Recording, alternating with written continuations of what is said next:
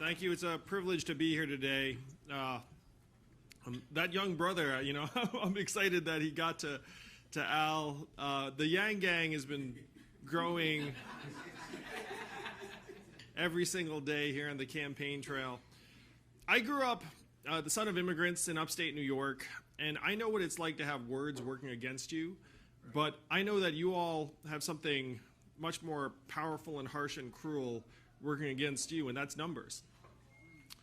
And the numbers, unfortunately, are even darker than most of us like to believe. I'm going to do a couple things today. The first thing I'm going to do is I'm going to try and convince you that it's even worse than you think. That sounds like a very tall order, but I believe I can do it. And the second thing, I want to call on the wisdom of Martin Luther King, which is, to me, shocking that he did not come up in last night's debate, given where we were. Like, I expected there to be, frankly, an entire section devoted to his work and his memory. So first, how could things possibly be worse than you believe? A study came out that said that median African-American household net worth will be zero in 2053. How many of you have seen that study? So you have to ask yourself, how is it possible that median African-American household net worth will go to zero by 2053? And the answer is this. Right now, we're in the process of automating away the most common jobs in our economy. How many of you have noticed stores closing around where you live? And why are those stores closing? Amazon. Amazon, one word answer. Amazon is soaking up $20 billion in business every single year, causing 30% of your stores and malls to close. How much did Amazon pay in federal taxes last year? Zero. That is your math. 20 billion out, zero back. Most common job in your communities and most communities is retail clerk. The average retail clerk is a 39-year-old woman making $9 to $10 an hour. When her store or mall closes, what is her next move going to be? When you all call the customer service line of a big company and you get the bot or software, I'm sure you do the exact same thing I do, which is you pound 000, say human, human, human, so you get someone on the line, right? Raise your hand if that's what you do. I do that. In 2.5 short years, the software is going to sound like this. Hey, Andrew, how's it going? What can I do for you? It'll be fast, seamless, efficient. You might not even realize it's software. What is that going to mean for the 2.5 million Americans who work in call centers right now, making $14 an hour? My friends in California are working on trucks that can drive themselves. And driving a truck is one of the most common jobs in 29 states. 3.5 million truckers, 49-year-old men making $46,000 a year. The robot trucks are 5 to 10 years away. The reason why people are projecting that median African-American household net worth will go to zero by 2053 is that we're in the midst of the greatest economic transformation in our country's history, the fourth industrial revolution. It's going to decimate the most common jobs in our society, and who's going to win? The people that own the artificial intelligence, the people that own the robots, the people that have the most access to capital and technology that are now going to converge in historic ways. So what can we do about this? Martin Luther King saw this all coming. He was prescient.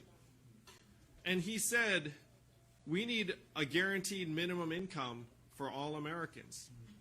This is the freedom dividend that the Yang Gang has gotten so excited about. It's $1,000 a month for every American adult, starting at age 18 until the day you expire.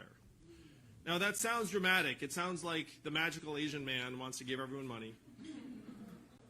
But this is, again, not my idea.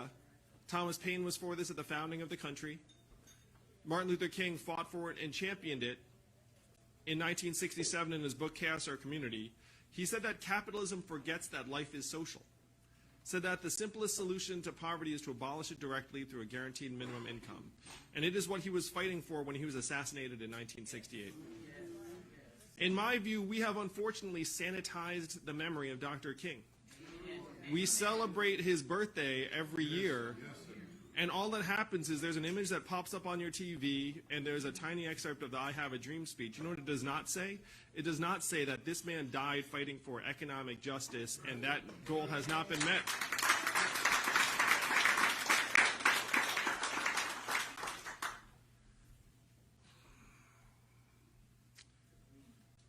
I got the highest compliment of my campaign from a black woman in Detroit. She said to me, Andrew, black people can smell bullshit a mile away. And you don't stink.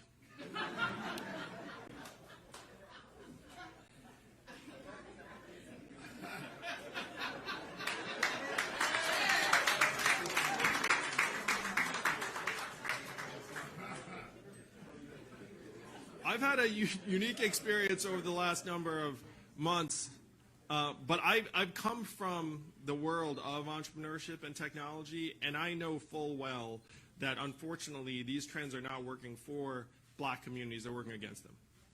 And there's only one way we can change that. If you want to actually empower black entrepreneurs, you need to put money into the hands of black consumers and black communities. There is no other way. In America, everything revolves around the almighty dollar. And we are losing on an epic scale. You look up and say your vote matters, your votes do matter. I told, and this is a rough, why are we all here talking to you all? Because we all know black people are going to choose the next president of the United States. And it's true. It sure as heck is not the Asians.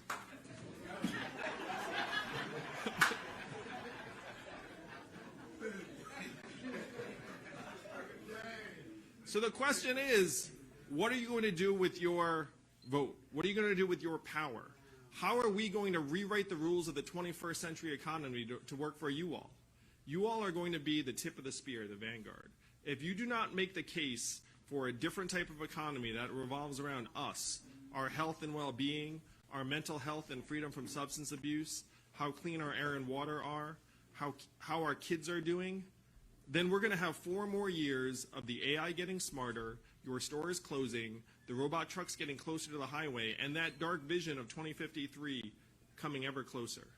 And I say to you all, we cannot let that happen. We have to turn the tide. It's going to be up to you. I'm asking for your support to help rewrite the rules so that they work for us, and we can look our kids in the eyes and tell them, your country loves you, your country values you, and you're going to be all right. Thank you all very, very much.